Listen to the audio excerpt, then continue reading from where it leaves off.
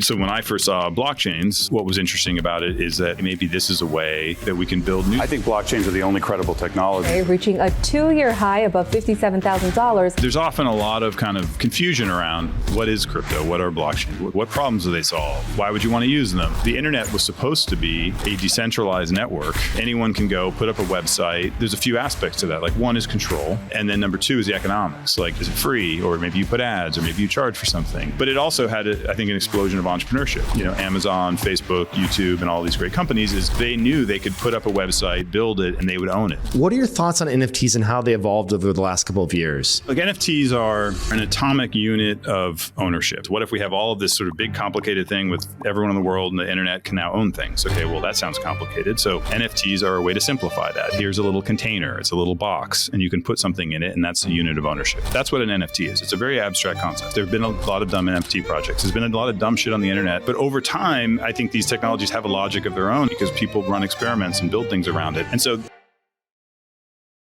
Chris, thank you so much for joining me today. thanks for having me, Kevin. Great to see you. Good to see you as well. I know you're such a busy guy, and you know the whole crypto side of Andreessen Horowitz has absolutely exploded. Just to give people a sense of how many assets you manage, what does it look like on the crypto side now at Andreessen? Yeah, I mean, so we have, the sort of the number we disclose is 7 billion under management on the crypto side, and so we're one division within the broader firm. Yeah, and so the firm does all sorts of other things like AI and enterprise software, and we have a bio fund. But I run sort of a division, which is a crypto fund, which has 7 billion under management. So that's exactly why I wanted to lead into this question, which is with that much under management, like you're an insanely busy guy. Like why write a book now? Yeah. Like what? Yeah, so it's a great question. So one is I felt like we needed a book. We meaning the kind of the category, the space of blockchains and crypto, and that came from as I'm sure you and lots of other people in the industry do. You go out and you speak to people, and I speak to policymakers and to friends and potential business partners and prospective employees. And there's often a lot of kind of confusion around, what is crypto? What are blockchains? What they ask questions like, what problems do they solve? Why would you want to use them? And I've done countless podcasts and meetings where I try to explain it, and I finally kind of came to the conclusion that it's just a topic that requires kind of a little more than an hour. Yeah. And specifically, turns out you're not scalable to talk to everyone. It's just, and even then in an hour, it's hard. And specifically, and I think this, Kevin, is that if you come from the internet as a background, you have certain kind of working assumptions that aren't that widespread. So in the first part of the book, I kind of try to bring people up to speed on kind of how I think folks like you and me and other sort of more internet veterans think about the internet. So you can kind of think of the book as taking sort of the things internet veterans know and trying to kind of in a pretty compact, hopefully very accessible way, kind of share that, and then sort of take things that the crypto blockchain people all kind of know and share that, and then sort of put it all together and show why it matters and why it's important and how this can lead to not just sort of what people see in the news of like speculation and kind of casino stuff and FTX. A lot of the public impression is formed by that, right? They see Bitcoin going up and down or some token going up and down, and they say, what's the point of this? Isn't this just speculation? And, I'm here, and I think you're here, and a lot of other folks that I work with are here because we think that there are productive applications that can be built using this technology. And so that's ultimately what I want to explain is kind of that's what the book lays out, is that vision of how, and the specific kind of problem that I think blockchains solve is the internet. So in the introduction of the book, I talk about this. The internet was supposed to be and was originally a decentralized network where anyone could go, like you go back to the 90s. Anyone can go put up a website. They can build a direct relationship with their audience if they're an entrepreneur or a creator, or you could be a writer, or an artist, or an entrepreneur, or make a video game, whatever you're doing, or just a personal blog or whatever it might be. You put it up there and you sort of build an audience, right? And having that direct relationship with the audience means there's a few aspects to that. Like one is control. You kind of control your own destiny. You can build your audience. You kind of have a direct relationship. You own that audience. And then number two is the economics. Like you can decide, hey, do you want to, is it free? Or maybe you put ads, or maybe you charge for something. And if you, to the extent you have a business model, you get that money. You get basically all of that money in the original, the way the web worked. And that led to, I think, both at the kind of smaller scale, lots of really cool kind of experiments, and, just sort of, I think of the 90s and 2000s web as just a really exciting time where there was just all these kind of cool, weird things going on. So that was one benefit, is just sort of this kind of explosion of creativity. But it also had, I think, an explosion of entrepreneurship, right? I mean, the reason you had, Amazon, Facebook, YouTube, and all these great companies is they knew they could put up a website, build it, and they would own it. They weren't sharing that with some intermediary, right? They had a direct relationship with the audience. And I believe that a lot of that has been lost and is at risk of getting even worse, honestly. So I go through this in the intro of the book.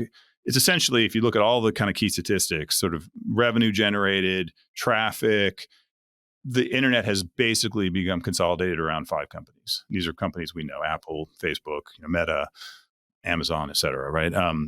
Google. And those 5 companies have the 95%-ish, depending on which category you're looking at, of the traffic, of the money, of the market cap, of all those kinds of things, right? And more, and I see this on the entrepreneurial side, the internet has become a place you have to ask for permission, right? I mean, of course, yes, you can still put up a website, but you need that website to get indexed by Google. You need to build an app that gets accepted by the App Store. You need to get distribution. You need to show up in search results. You need to show up in social rankings, right? And you don't control that. You can build, I can tell you countless stories of people that have built audiences on Twitter or on TikTok. And then one day, mysteriously, someone turns a dial internally. Of course, it's really probably a machine, AI or something, but it goes away, right? Yeah, you mentioned this a couple times in your book. There were 2 examples you had. One was you said when Twitter wanted the handle @X, they just took it back. They just took it. And there was another one on Instagram. Instagram took Metaverse. When they switched the name, when Meta changed it to Metaverse, they just took the name Metaverse. Those are the most kind of extreme, dramatic examples, when they just sort of say, hey, we own this. It's ours. This is ours.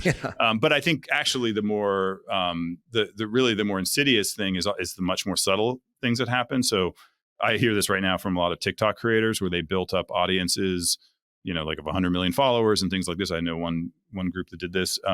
And TikTok's internal strategy is, hey, we don't want any of these single creators to get too big. Let's turn down the dial. TikTok would rather have 1 million people or 100,000 creators with 100,000 followers than 5 with 1 million, because, with millions, because that kind of starts to give too much power to the kind of supplier power in business speak. And there's a whole bunch of reasons why. And so there's all these social networks and other kinds of web properties or have all of these optimization systems that make sure that they kind of spread the traffic however they want. And then also the money. Remember now, so TikTok, they control the money. They put up the ads. They take all that money.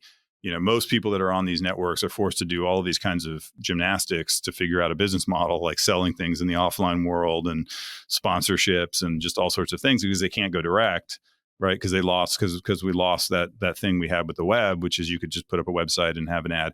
And actually, this is one reason you see kind of a move back to things like Substack and email, because people are sort of trying to go back to, in some ways, it's a way to sort of back to the future of trying to go back to the older model where you do have a direct relationship with your audience. So that's kind of the problem. And I think that really started, and I kind of go through this in the book. I try to, in the book, to talk a lot of, to give sort of historical examples and anecdotes, and a lot of it I experienced directly. I think you were also there for a lot of it.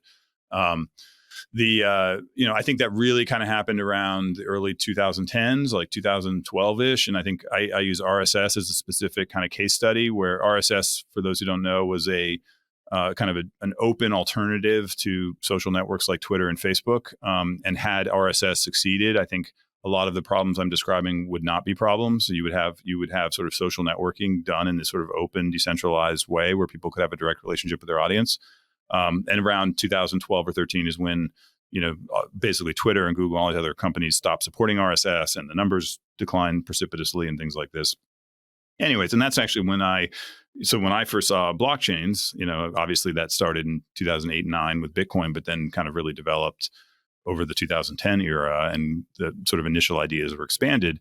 To me, what was interesting about it is that it said, hey, maybe this is a way that we can build new systems, new services that have that are able to compete with these modern systems like Facebook and Twitter, but have a lot of the benefits of the early internet. And that's sort of the core thesis of the book.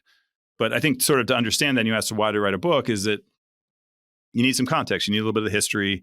And you also need to know, like, the way I think about it, Kevin, is like you and I, like what business, you and I have been in kind of the consumer internet business for most of our careers, right? When you're in the consumer internet business, I think it's sort of taken for granted that we're basically in the business of building networks, right? If you think about you with Dig and Moonbirds, you're building networks, right? For the most part, entrepreneurship on the internet is building networks, right? So Facebook is a network, Twitter's a network, Uber's a network, eBay's a network.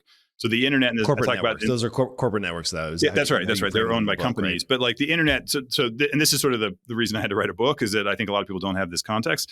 The way I see it is the internet is a network of networks, right? There's the base layer, sort of internet protocol, the kind of hardware and basic software that connects it. But on top of it are networks that we build. And that's sort of the core activity that I've spent my career doing, is investing in or building networks.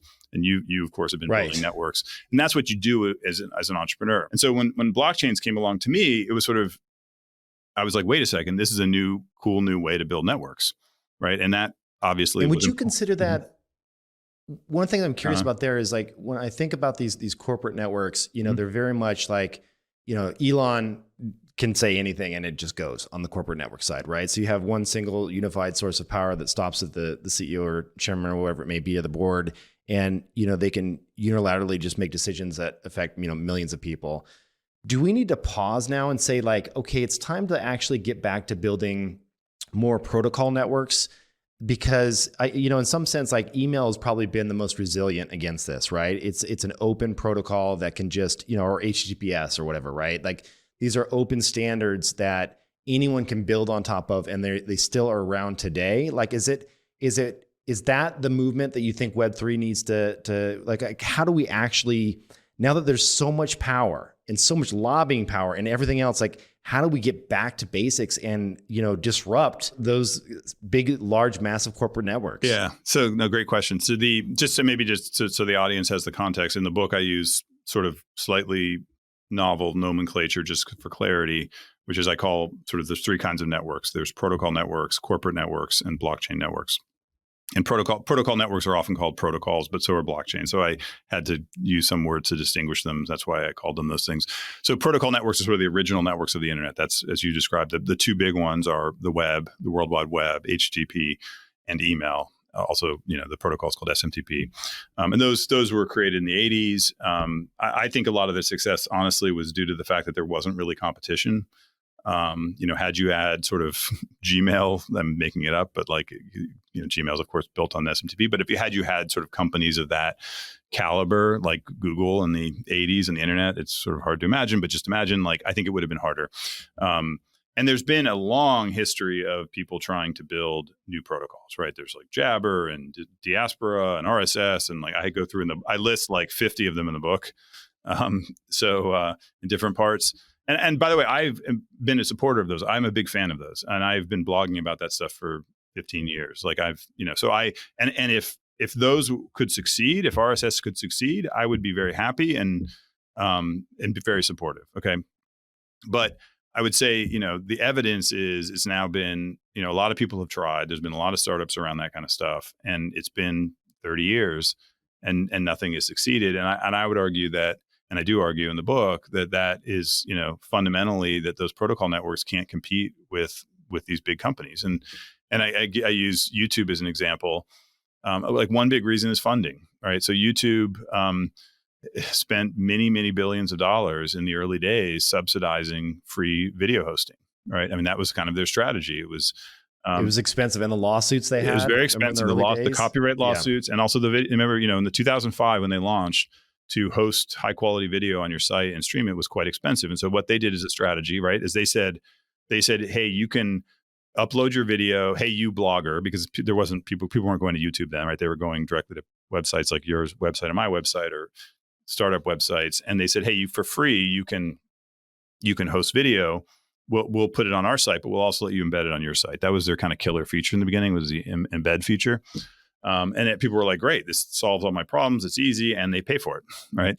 And then what happened, of course, over time is they would dual host it, right? You'd have it embedded on your site and it would also be on youtube.com. And eventually youtube.com had so much interesting stuff that people just started going there directly. Fast forward, it's, the big website it is today. Meanwhile, like RSS, there were things called a media RSS that was a competitor to it. It was a media version of RSS that was meant to be hosting, video hosting, but you had to pay for it yourself. And there were and there was like this kind of ragtag group of developers kind of hacking away on it, right? As there are with these protocol networks. There was no funding. There was, in YouTube, and once especially they got acquired by Google, they had sort of infinite resources. So my argument is that after 30 years my argument, I guess, one, I'm a big proponent of protocol networks. If they could succeed, I would be supportive. But after 30 years of them not working, I feel like, perhaps there's something fundamentally difficult about about helping those succeed. And specifically, I argue that there's sort of one of the main issues is funding, and the other main issue is sort of features and functionality. And then sort of the concluding part of my argument is that blockchains essentially solve those problems. So in some ways, you can think of blockchain networks as evolved protocol networks that have evolved to have sort of internal sources of funding and more advanced feature sets. So, for example, and I talk about this in the history part of the book, like there was a whole bunch of people trying to create social networks using RSS in the late 2000s to compete with sites like Facebook, and they kept having a problem of where do you put the social graph? Like, where do you store it? Because protocol networks like the web and email have no place, no database, no place to store things. And of course, that's a blockchain is a community-owned database. And so blockchain lets you there's like new social networks like Farcaster and Lens and these other things, which are kind of RSS-like, except they store the social graph on the blockchain. So I don't want to go too deep into the weeds there, but essentially the high level argument is that protocol networks are great have all these positive societal benefits. So do blockchain networks, but blockchain networks are kind of further evolved and allow and more likely to be able to compete head to head with these big kind of corporate networks. And what do you think when I think of each of these, call it like 10 plus year cycles, starting with Web 1, you think about there was always two camps. It felt like one camp that would say, hey, this is hype. This is bullshit. Like, there was, they call them dot bombs back in the day when like the .coms were just like, popping up as an IPO and then just like I have a board game. What's it called? I think it's called Dot Bomb. I still have it on my shelf. It's from like 2003. And it was like this mocking board game of all of the ridiculous Web 1 ideas. Well, remember that's what, I'm sure Philip Kaplan, remember Fucked Company? Yeah. There was a whole site. You go, every day. It was like the company's winding down. The funniest thing about the Dot Bomb game is almost every idea, I actually blogged about it once. Almost every idea like turned out to like 10 years later be a hit startup. It was like grocery, like restaurant food delivery and like video conferencing and internet payments. And so anyway. It was just too early. But I mean, out of that first Web 1.0, we obviously saw Google, PayPal, Amazon, like a lot of the bigs that we know today come out of that. Web 2, same thing, some social networks, Uber, some great companies that emerged there. Web 3, I think, you have this, like you had mentioned earlier, and in the book you call it this kind of casino mentality, and we get a lot of black eyes, right? Like we get a lot of PR black eyes, and like absent a killer app that everyone can point to and say, hot damn, like this is why Web 3 matters. I wonder, like, when do we actually, we can beat the drum all day long, but if we keep just getting beat up on the PR and press side, it's really doing a lot of damage. So I'm wondering, obviously Bitcoin store value, no brainer. Like that's done. That's a done deal, right? What else do you see as being like, what's gonna stick? Where we look back 5, 7, 10 years from now and say, that was the Amazon of that era. No, I mean, and to, I guess to build on your point, I do think so. And I describe this a little bit in the book because I think there's sort of two cultures around blockchains, right? There's the kind of productive side that we're talking about, and there's this kind of casino side. And I do think the casino side has done a lot of damage, both to consumers who, for example, who lost money at places like FTX, but also just from as you mentioned, like kind of PR and image wise.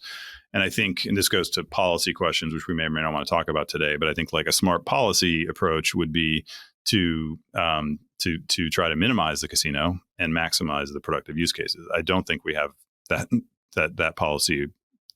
The U.S. is taking that policy approach today. So I think that's one important thing that could happen is just sort of really putting guardrails around it and encouraging the good stuff and discouraging the bad stuff. But a precondition of that is understanding what the good stuff is, right? Which is also, you asked me why I wrote a book. That's part of it. Is like the book is like, this is the positive vision. Like you may or may not believe it, but this is the positive vision, and this is how it could lead to this positive vision, and why it might be worthwhile to have policies that encourage that positive vision. To your point, also, like, look, I don't think we've had our kind of quote iPhone moment or Chat GPT moment. Let's take AI. I mean, AI. To some people, AI started in 2023. In fact, it's, the first paper on neural networks was from 1943. So 80-year gap there. And, I started a machine learning company in 2008 called Hunch. They got acquired by eBay. We got acquired by eBay. It ended up being part of their product. But in all honesty, we were too early. The product didn't work the way that I hoped it would work because the technology just simply hadn't evolved to the point it did. And it's interesting to ask, like, why did it evolve to the point it did? There's a bunch of smart people building algorithms, but the core reason was GPUs. Companies like NVIDIA created better and better GPUs. Why did they do that for video games?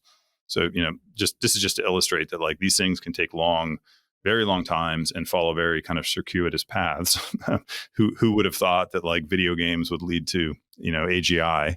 Like, that was not sort of the obvious the obvious kind of prediction.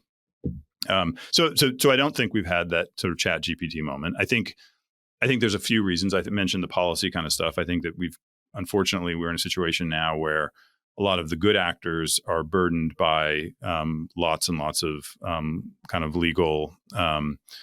I'd say on an average company financing we do of, let's say, $10 million Series A, 3 plus maybe 5 million goes to legal and policy kind of stuff. Like, it's just a major kind of overhead, piece of overhead. And then, of course, the bad actors are offshore, anonymous. They just don't care. And so they, in some ways, so have sort of this lack of clarity and the fact that it's going to be playing out in courts for years, I think, benefits those folks. So that's number one. Number two, like, I think infrastructure always matters in computing movements. And I think the blockchain is a computing movement. Steve Jobs is a genius, but the reality is, you couldn't have done that. And probably, the iPhone came out in 2007. You probably couldn't have done it 3 years earlier. And had he not done it, someone else would have probably done it at some point, because at some point, the chips got good enough to fit on a small thing. You had capacitive touchscreens, you had, cellular technology, all these other kinds of components got good enough. And so you kind of can go back in history and look at a lot of the things that happen and look at the underlying kind of Moore's law curves. And, I'm not saying that, of course, entrepreneurs and geniuses like Steve Jobs matter, but there is these very powerful underlying forces. And I think blockchains have those as well. And that anyone who's tried to use something like Ethereum lately, will tell you that, like, it's a clunky experience. You pay too much for gas. The transaction times are low. So that stuff so I think the infrastructure stuff has to get fixed. The policy stuff has to get fixed. Do you think that it's likely the kind of leaning out and rewriting of the financial stack, on the lending side, maybe even mortgages, like that whole infrastructure that gives way to Web3 first? I think that is, so I think financial applications are very interesting. There's been some very sophisticated stuff done, especially around, like, kind of so-called DeFi. I think one of the things overlooked in the last couple of years is that DeFi protocols like Uniswap and Compound and Aave worked perfectly throughout all of the ups and downs and market volatility. And the really, really interesting kind of new constructions that I wish more people would look at. I think honestly the challenge there is regulatory. I mean, like, right now you want to connect any of those systems to, kind of outside of this sort of blockchain microcosm, and you run into all sorts of regulatory issues. So it's that, if you want to put the so-called real world assets and put them on chain and, kind of use all these new tools, you just have to, right now, it's just very, very unclear from a regulatory point of view. So I do think that the tech there is very sophisticated and evolved. And I think it's really that particular one. I mean, like, finance is just it's like healthcare. There's a few areas of the economy that are just extremely heavily regulated. And I think that's kind of the main sticking point right there. How much do you think the average consumer will have to know about Web3 in the future? Meaning, like, when I'm on Gmail, I'm not asking, Yeah. I mean, of course it's a Google database, but I'm not asking if Oracle's behind the scenes running the database or whatever it may be. I'm just interacting with an application. And when I think about, Web3 largely today, I mean, us geeks, we get how there's like 5 hurdles to get to a layer 2 and the things you have to sign. And, even we get, hosed sometimes and hacked or whatever it may be. So it's like, I have to think there's a certain amount of tooling and adoption that either has to just disappear, where the consumer doesn't even know they're using Web3 tech behind the scenes, or it just needs to be, maybe it's a new layer 1 that comes up that just makes it 1 click instead of 5. Maybe it's Solana that ends up, shining here because they don't have the baggage of layer 2s and the additional complexity. What are your thoughts on that? Yeah, no, I think most of the kind of friction stuff should and will be abstracted away. Like, you should not have to see all of those things, right? And that should be, and the security needs to be improved, and just the whole kind of model of like clicking through and looking at these kind of strange pop-ups and all this other kind of stuff. That should be. I do think that some of the concepts will come through, will be understood. So, just think about, I think a regular internet user has some sense that like a website is different than their Twitter handle, right? In the sense that they kind of own their website, right? I think that's a pretty broadly understood concept. And so I think this concept, one of the core idea, the reason the book's called Read, Write, Own, the own is kind of the key thing, the third part.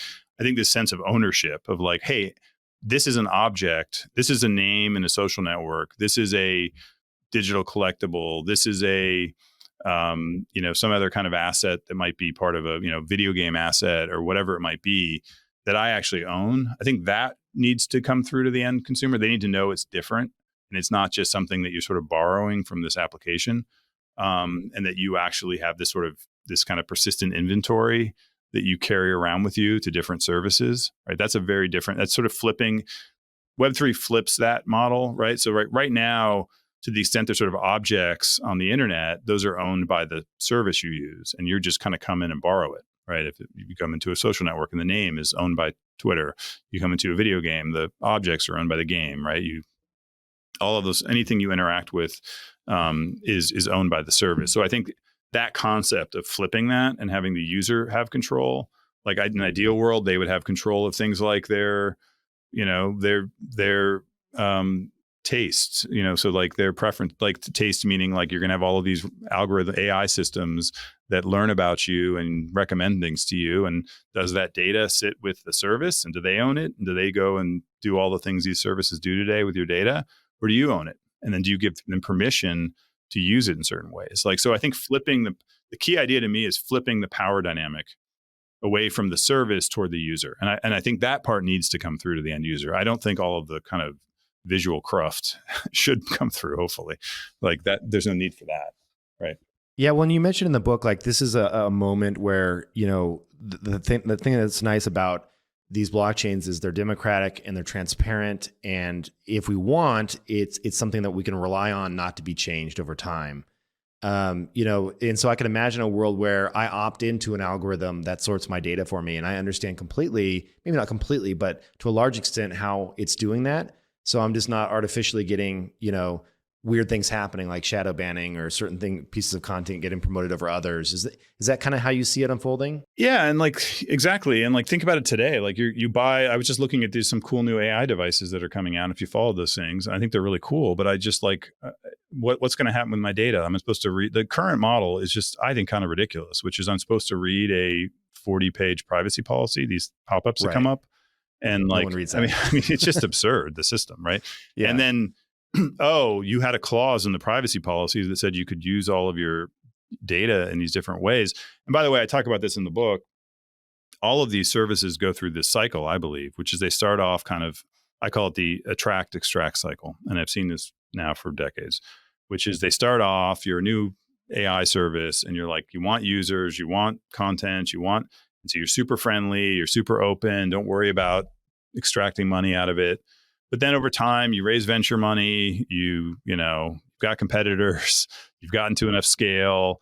I've been on the boards of companies, and it's just depressing to see. I've been on, you're on the board and you're like, okay, now we have to start extracting. And like, And Right. like legally, in the you book, can do you it. show it as a S curve in the book, Yeah, right? yeah, Where it's S it's curve, like very friendly up front. yeah, and it just happens over. Look at Google now. I can't even use. Do you even use? I can't even use the service anymore. It's all sponsored links on mobile. Most of the time now, it's all. Remember their whole thing. The entire pitch at the beginning was we don't put all these ads everywhere. Now it's all Google services and sponsored links. Amazon.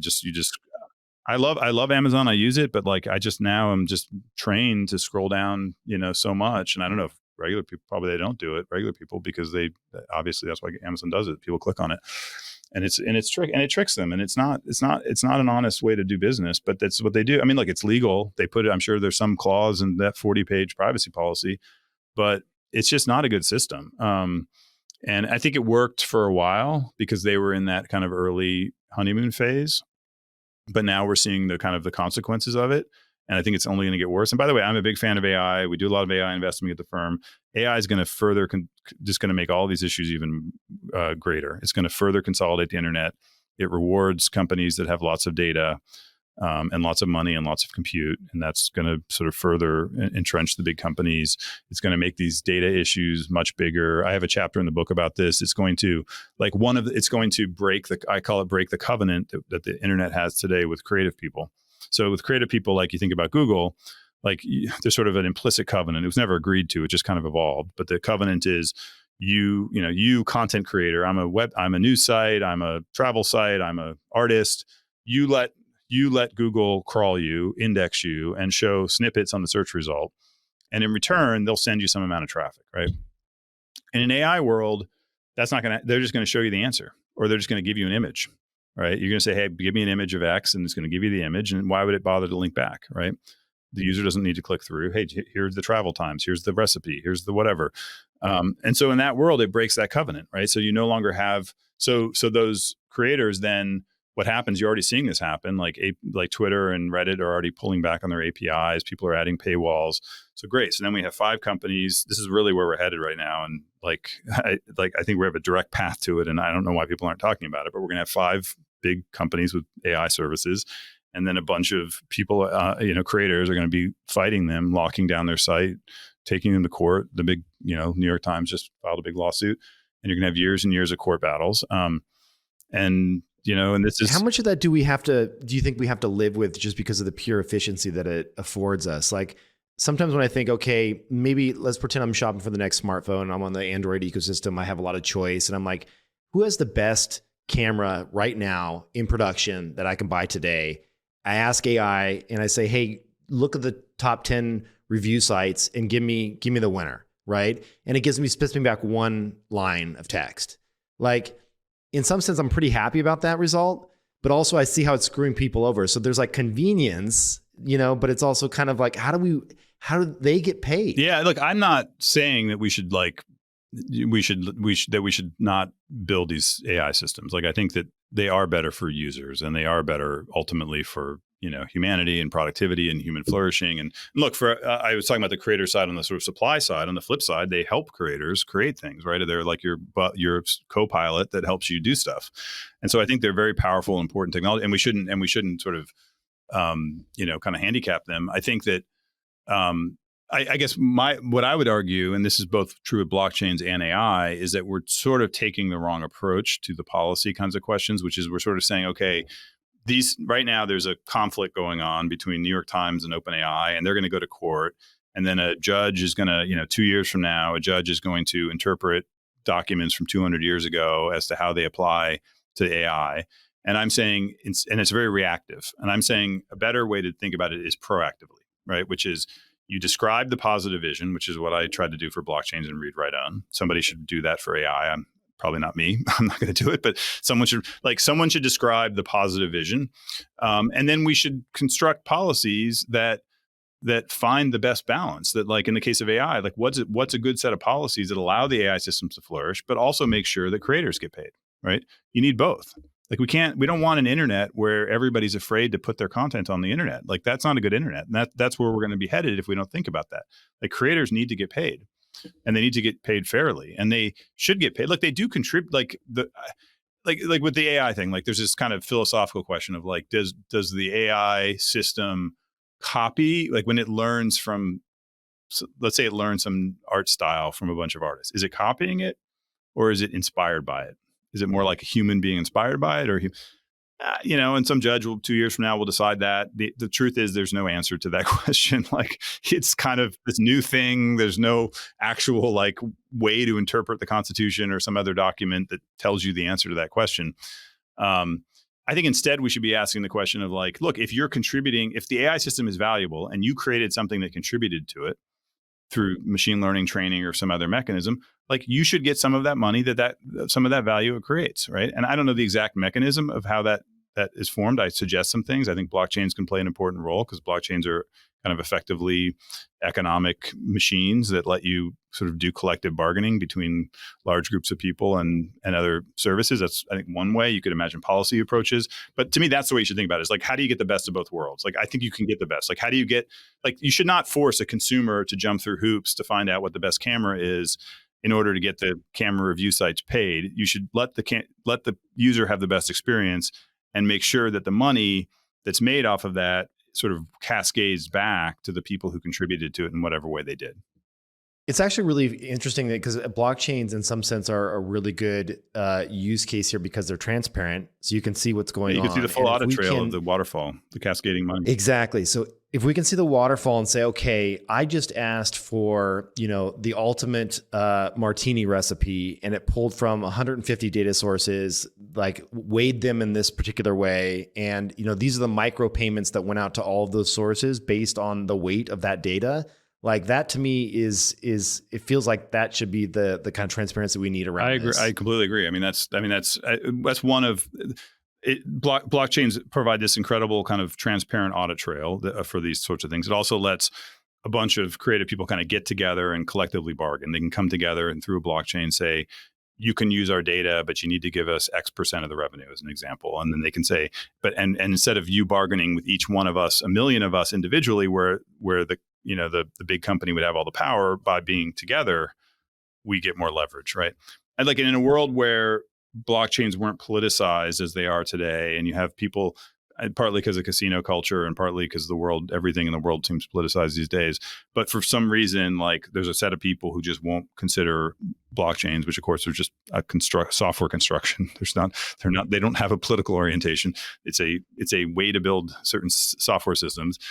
They are very valuable for solving a lot of the problems that AI will create.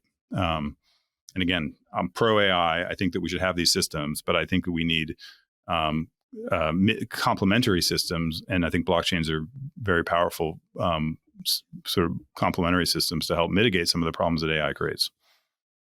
One of the, you brought this up a couple of times, but the title of the book is Read, Write, Own. On the own side, obviously a big piece of this, and you cover this, a bit in the book, is around NFTs as well.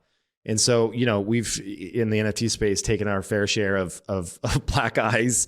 Because there's been all different types of, participants in this space, in it for all different reasons, and so it's challenging because I see some of the use cases you outline in the book and some of the use cases that I think about, especially around interoperable gaming components, ownable assets inside of some of these virtual worlds. Certainly on the digital art side being a huge piece that I think is durable and here to stay, generative art here to stay. What are your thoughts on NFTs and how they evolved over the last couple of years? Yeah, so like NFTs are an atomic unit of ownership, right? They're a very abstract concept. I kind of talk about this in the book. I talk about this software concept of it was called encapsulation. It's an old idea in software, which is you can take something complex and you can encapsulate it in something simple. And so for the example I use is the website. So when you have the original vision of the web, when Tim Berners-Lee and the others who were kind of imagining it, it was like, what if we had all of the information in the world linked together? Anyone can contribute to it. Okay, that sounds complicated. Well, let's simplify it. We'll have a little unit. It's called a website. And someone controls that website, and there's this thing called links, and they connect them, right? So the Web3 vision is, what if we have all of this sort of big complicated thing with everyone in the world and the internet can now own things? Okay, well, that sounds complicated. So NFTs are a way to simplify that. Here's a little container. It's a little box, and you can put something in it, and that's a unit of ownership. That's what an NFT is. It's a very abstract concept. You mentioned it like it being like I thought this was an interesting take where you said it's almost like an artist, maybe you didn't say baseball card, but like signing something, right? Like almost like an autograph on something. that's a specific. So I just described a very general concept of an NFT. One specific type of NFT, right, are these kinds of artistic NFTs where you buy it from the artist and they kind of sign it, and you have cryptographic proof they signed it. And that may or may not have value to people depending on how they, a lot of things in the world, a lot of value in the world is subjective. Most fashion, most, sneakers and collectibles and baseball cards. And I would argue, most fancy cars, most nice clothes, like, sure, there's some kind of the US dollar. Yeah. I mean, there's some utilitarian kind of objective it's not backed value. By gold. Yeah. This sweater, sure, keeps me warm and this and that, but I probably paid a premium for it because of the brand and how it looked. And that's a very common thing. So some people may choose to value those things. I think the key point though is a lot of the people negative in NFTs, I think, are confusing the specific sort of presentation of NFTs that happened in 2021 with the broader concept, right? It'd be kind of like if somebody invented the web and the early websites, a bunch of them were like kind of dumb websites or something, right? That doesn't mean the web is a bad idea. It means that those early websites weren't great. Okay, that's kind of what. And look, that happened with social media, by the way. I'm sure you were there, like I was early on. People were like constantly mocking it as like these nerds talking about what they're having for lunch. But if you step back and you looked at that was Twitter in the early days. I went back. Why would I want to know what Chris Dixon or Kevin Rose is having for lunch? Like, I heard that. Oh, Chris, a question for you. Have you downloaded your Twitter history, like backed it up? I think I did at one point. Yeah. So I did it with mine, and they actually have when you launch and you unzip it, the file they actually have a beautiful interface for kind of searching and perusing your old data, and you can sort by date. I would do it again and save it before Elon decides to change that interface because it's actually quite good. When you get that data, do a look at your oldest tweets, and they're so embarrassing. They're literally like, it is actually what you were having for lunch. Is anyone here? I was like, because it was right after they launched. I'm sure you were on that too back then. Yeah. It was like, yeah, they were. It's funny. No, but that's what it was, right? It was silly. But that's the thing is like when you look back, so say you're 2006 or something, looking at social media, you could you could look at Twitter as this, this is these sort of these self-promoting nerds who are talking about what they're having for lunch. Or you could say, look at it kind of more abstractly, which is, wow, this is a new way. This is a new protocol for global communication. Right? Yes. And of course, the more abstract way to look at it ended up being the correct way. And I believe that that's sort of a core thing you need to do in technology if you want to try to predict the future, is you need to look at things and sort of throw away the accidental trappings of how it kind of shows up. All right. Like if you look just at the superficial aspects, you're going to miss the essence of it. You need to look at the essence of what is it really, right? And because what it really is kind of gives you some insight into how it may evolve.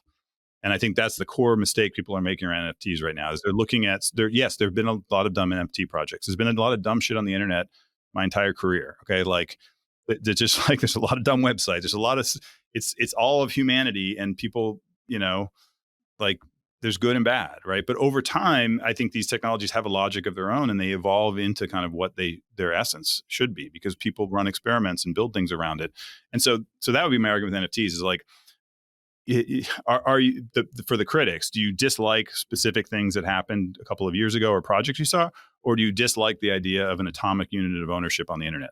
Because I bet you if they thought about the latter concept, they'd realize it's actually a really interesting and important idea. And I continue to think that. I know it's not a popular view. I'm like, I am just feel 100% sure this is like one of the most important things. No, I'm 100% sure as well. It's silly to me to think that like, it's oftentimes one of the things I do is I just kind of close my eyes and say, okay, if I were to like be in a coma for the next 10 years and I wake up, will this still be true? Right. Like, and like, just kind of like play it out in your head. Like what, and the idea that ownable digital assets, like verifiable scarcity, guaranteed provenance, like ownable digital assets is going away is just like laughable to me. Like, of course that will be a thing in the future. Yeah. Like digital currency. Like if I have a brand new island and I say, hey, this is my new country, what am I going to do? Go buy printing presses? Of course I'm going to embrace a digital currency. So some of these things I just think, it's funny. The very first quote that you had in your book, I thought was a fantastic one where by Freeman Dyson, where it says, when the great innovation appears, it will almost certainly be in a muddled, incomplete, and confusing form. Like that's, and there's more to the quote there, but that was, he says at first glance, they will look crazy.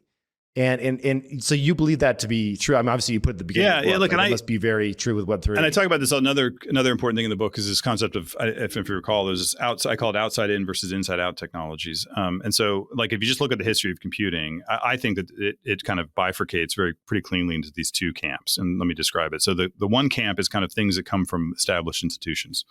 And so, for example, the iPhone came from Apple, right? And sort of smartphones, and AI was, done at places like Stanford and Google. And then there's this other kind of thread, which is the kind of outside in, I call it, because it comes from the fringes.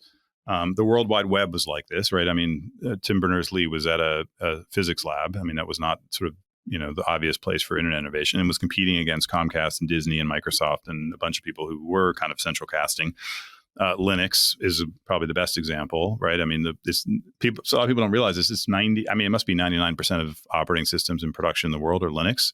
Every backend server is Linux. Every, Android phones are all Linux. Every new device is Linux. It is completely one. Yeah, like even Mac was based on what? Yeah, it's BSD back. Yeah, no, it's something like that. Mac still has a lot of Unix stack, and not Linux, but Unix stack in it, which is closely related. And in fact, I think like a very high percentage of Apple software is built on open source software. And that's not even counting like databases and web servers and, Apache and Postgres, and just like 99% of like running software in the world, 95 to 99, something like that, is open source software, right? Which is a crazy thing when you look back on it, which is open source software. It began probably in the 80s with Richard Stallman at MIT. And it was this kind of weird fringe kind of left-wing political movement that didn't believe that anyone should own anything, and let alone software. And then it morphed in the 90s, Linus with Linux, into sort of more of a pragmatic computing movement. But in the 90s, it was not a mainstream thing. Even in the early 2000s, it wasn't. And then eventually, some companies started getting built around it. Really, the rise of kind of cloud computing, those cloud computing providers like AWS, they all adopted open source. And now it's dominant. And so that came from the fringes, right? And so for me, like, and blockchains and crypto is outside in, just if it's not obvious. AI is inside out, blockchains. So the outside in ones, they always start off kind of weird and amorphous, and they're like this idea that like this, Norwegian guy's hacking project, where he's got a ragtag group of people without funding who are creating an operating system, is now going to be the dominant operating system in the world. Like you had to have, you had to sort of understand a lot of things. And I think there's lessons, by the way, that are very interesting ones as to why that ended up winning and why the web ended up winning, and a bunch of other, PCs to some extent were outside in, the Apple II, Wozniak and Jobs at the Homebrew Computer Club. All the incumbents at the time didn't take it seriously because, it was classic innovator's dilemma where they're selling to their business customers who are like, we want faster computers. We don't want those little crappy things, and so a lot of the history of computing has been these outside in things, and they come, as I was describing it, they come kind of disguised. They come looking like something else. And I've always been interested in the outside in stuff.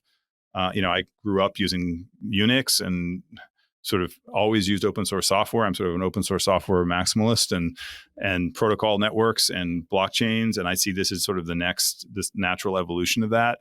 And that's the thing, is that they come, that's actually what's made it interesting for me career-wise, is like figuring out those puzzles, right? Like to your point about the quote, that's what it's like, hey, your first impression is wrong. You need to go dig into it, and you need to understand it.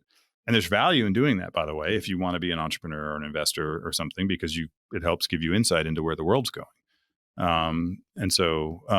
Anyway, so that's why I did love that quote, is that it kind of summarized how I think about a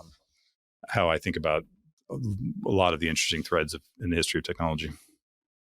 When we think about the future and the terminology we use with consumers, how much damage has been done in terms of Web3 today, and how much backtracking and reframing do we have to do? I say that largely because, in looking at your book, there's no mention of Web3 on the cover, nor of crypto. And, do we need to stop calling them NFTs? Do we need to rethink how we position this? Yeah. By the way, I'm not anti those words. And look, our fund is called crypto. I'm not trying to hide from it. I just, wanted to sidestep the sort of tribal battles inside of the crypto space, and I didn't want to get involved in them. And so the reason I just tried to use descriptive sort of like kind of more technical words mostly. I do mention crypto and Web3 and say, hey, these are other words for it in the book, but yeah, I don't feature it prominently. So it was more of just the tribalist thing. Like I would argue, I mean, I'd love your view on this, Kevin, but I would argue that, like, I remember when I had my AI company, we wouldn't use the word AI because AI had a bad word it had a bad name for a long time because it was seen as sort of emblematic of the space over promising.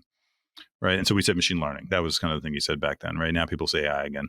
I think there's a lot of, look, MP3s, like that's like the worst name in the world. Those things became popular. GIFs, JPEGs, like there's a lot of bad names in tech. I would argue that tech is driven more by products than naming. And that what we really need is going back to our earlier conversation, a ChatGPT iPhone kind of killer app. And if you do that, all the naming just takes care of itself. I think it drops away. I think to your point about MP3s is just spot on. Like we don't ask, is this file an MP3 or AAC or what is it behind the scenes? We just stream our shit and it works. Like, so it's like, I feel like that's just going to be what happens here once the killer app arrives. You just need things products that people use. And then I think the names take care of themselves. So that's why I kind of have stayed out of some of those naming debates. I think everything in tech is product driven and to the end consumer is product driven, and then under the hood it's tech driven. And so those are the kind of things we should focus on. Now, all that said, like, look, the history of internet tech, computing tech hasn't had this policy angle before. Like for the most part, people that are building PCs, the internet had some regulation, but it's been a much lighter touch. It's completely changed now. I think AI is about to experience it, unfortunately. But like today, building on the internet is much more like it is building in the offline world, where like go try to build a building or a train or train tracks or something else. Like there's a lot of kind of regulatory and legal stuff you got to deal with. And I think the internet world is becoming like that. And I think to the extent that names end up, influencing the policy debate, maybe it's different. That is different this time, right? That you need to, I don't know. Like the difference here is that perception can become like if there's enough negative perception that you can then sort of entrench that into bad policy that makes it much harder for entrepreneurs to operate. Yeah, I like that you like squarely put this, use the word casino and just say, because it's such a great way to say, no, that's not what we're talking. We're not talking about the casino, right?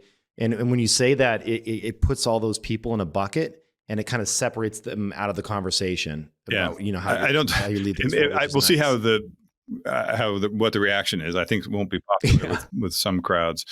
But like, I feel very strongly that that's not why I got involved. And it's not why I'm excited. And I don't think, I think I think of it like domain names or real estate let's make real estate because people know it better. Like there is real estate speculation. And I think we all accept that is a necessary byproduct of ownership, right? But the point of ownership is that somebody can own a house, that they can, save money through that, have that appreciate.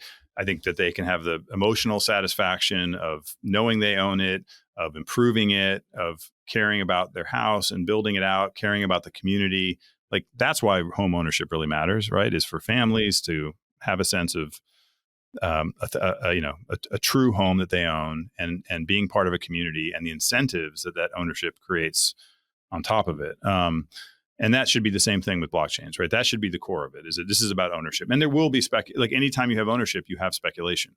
I use this, I forgot I think I have this in the book. Imagine if we had a world where you could only rent houses. This is sort of a wacky philosophical thought experiment. And no one could own houses. And then one day somebody flipped a switch and you could buy houses. Like you'd probably have a couple of years of like crazy speculation. Like I kind of think of that as a little bit of Web3, right?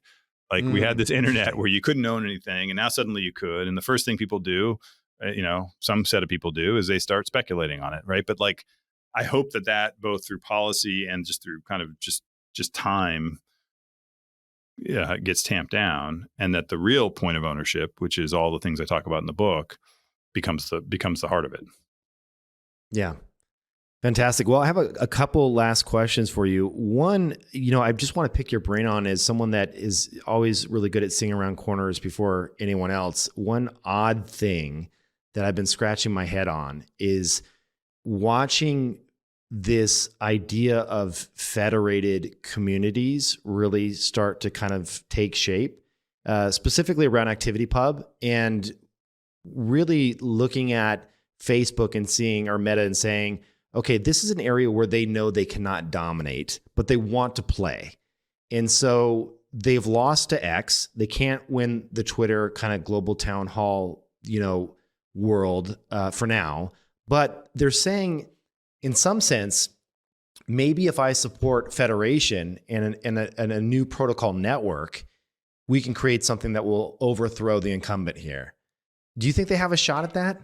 Yeah. So I think, I guess the question is like, would Facebook, a company whose entire business is built around network effects, really go all in on a technology that's meant to undermine their network effect? Well, if they're dying, they might be forced to, right? Like if they can't dominate an area. I just maybe I'm too cynical about it, but I feel like, it's like a nice marketing strategy, but I have trouble, I don't know. I just have trouble believing that they're going to do it fully. But I do think, look, I think that I talk about the federated networks in the book. I think they're very interesting. I'm pro federated networks. I'm pro anything that's sort of more open and not. I think that social networks should not be controlled by a few individuals, which they are today, and they should be controlled by communities.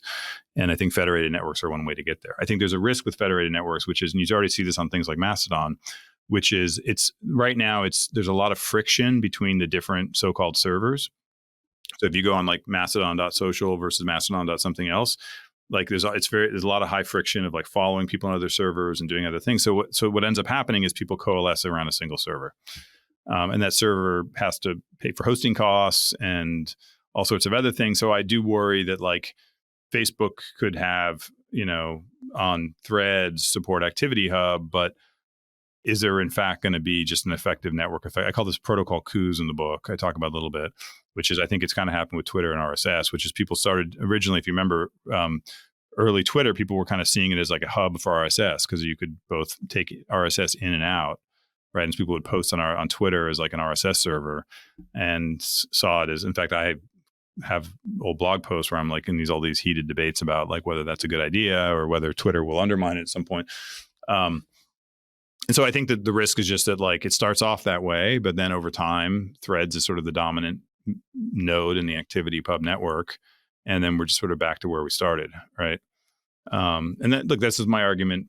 One of my arguments for blockchains is I call them computers that can make commitments. You lock it in, you make your commitments in immutable software. And so you can't change it. So the user and the developer and everybody else can see those commitments very transparently and decide whether to adopt them. So you're not dependent on corporate assurances in terms of service and privacy policies, right? You can look at open code. And so look, maybe it'll happen. So I don't want to be overly cynical about it, but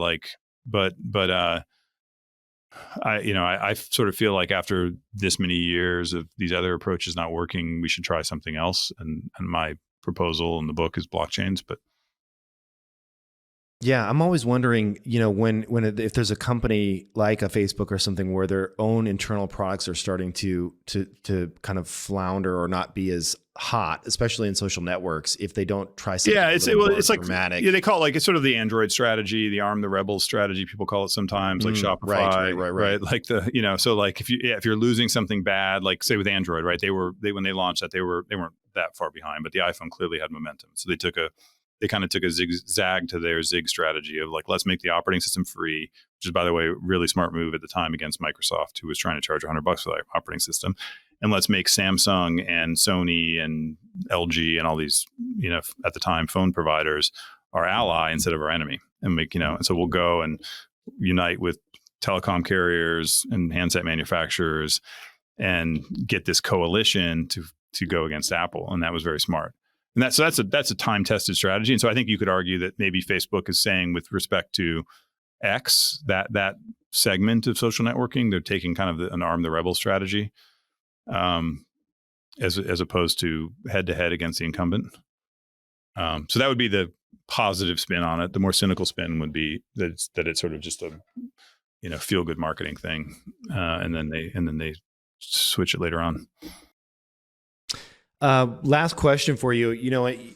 I keep coming back to the title on the read, write, own. On the own side, it's so many people they think about, okay, I should have seen this coming. I should have seen AI coming. I should have, and I'm not asking to make investment advice here, but I should have bought NVIDIA stock 5 years ago, when all this, given that, Web3 and you see these technologies starting to kind of take shape, and we're still in those early days, we're in the kind of early Web 1.0 days where people were picking apart the ideas and saying it wasn't going to work and all of that.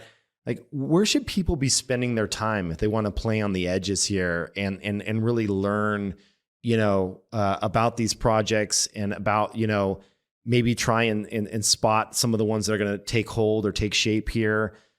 How do you think about that when you're trying to educate yourself about the space? I mean, what I would recommend to people is probably what you and I did early in our career. I mean, I think almost every internet service, I bet you and I were users 1 through something, very early on.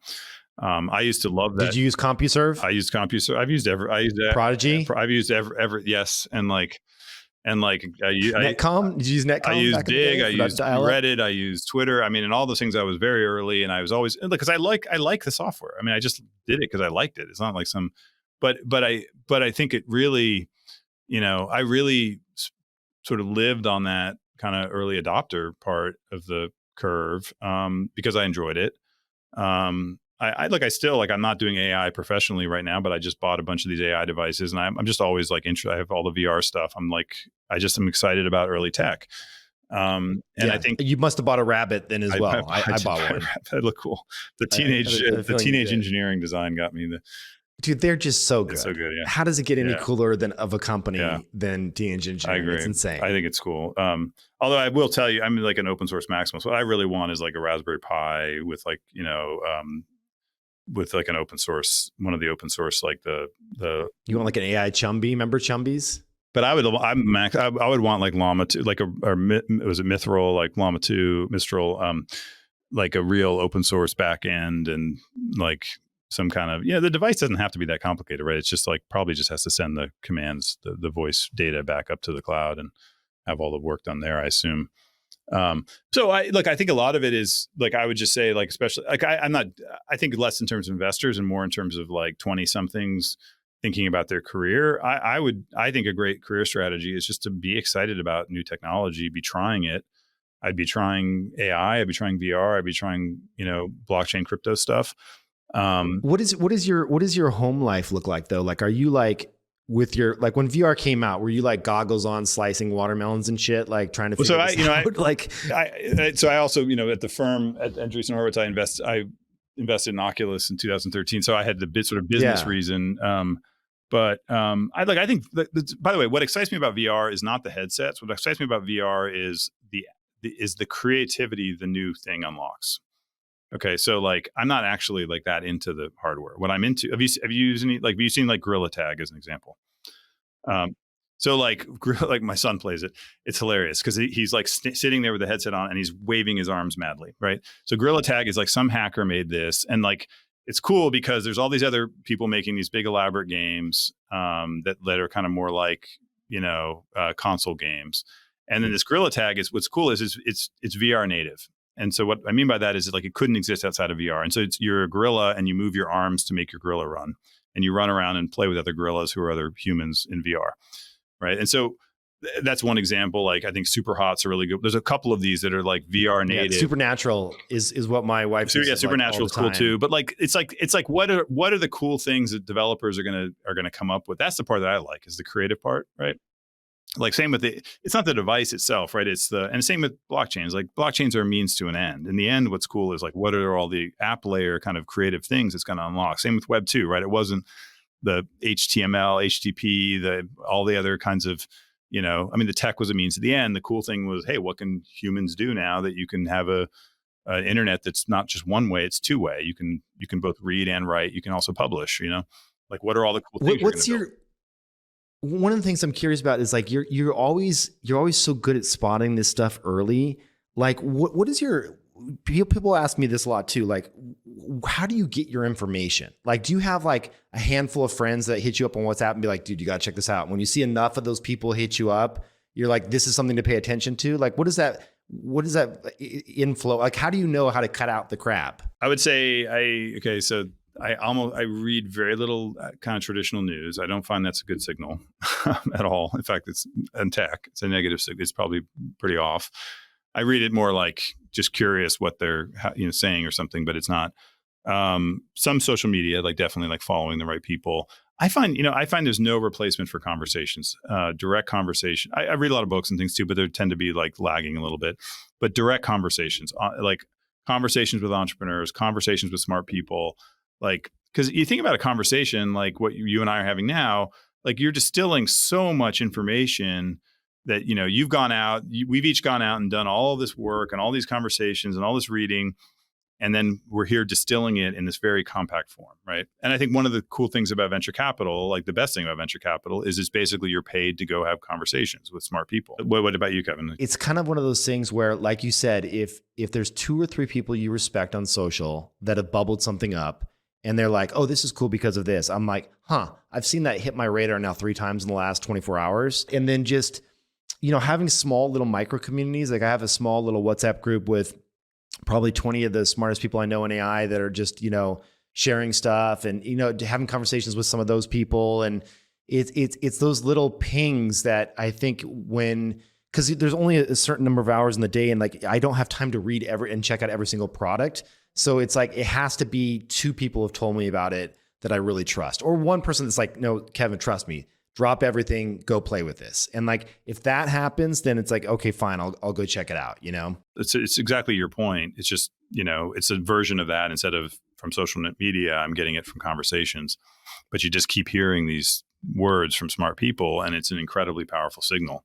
You got to go do your own work afterwards and decide if it's real. Sometimes it isn't, but I agree with you. I think that's like by far the most important kind of filter. Yeah. Awesome.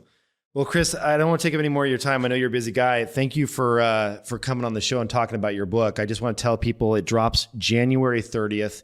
It can be found on Amazon. Is that your preferred place for people to pick it up? readwriteown.com. We have so if you want to support smaller booksellers, but yeah, any of those are awesome. Readwriteown.com. Building the next era of the internet. Chris, thank you so much. This is like, I went through it. I read it. I thought it was, it's going to help a lot of people because you're right. There is this gap. And I've been a part of these conversations too, where it's like, you're at the cocktail party and it's like, no, convince me of Web3. And you're like, oh God, how much time do I have? Like, so this is like just to point people in this direction. I'm hoping it'll be the book that you just give people and sort of say, hey. Exactly. It's a very giftable book. Yeah. Like this is something you can give to pretty much anyone. Hoping, yeah. They don't have to be super technical and even if you are technical, you'll learn something as well. So it's a thank you. Fantastic read. Thank you. Well, thank you for having me, Kevin. Well, thanks for being on the show. Okay. Talk soon.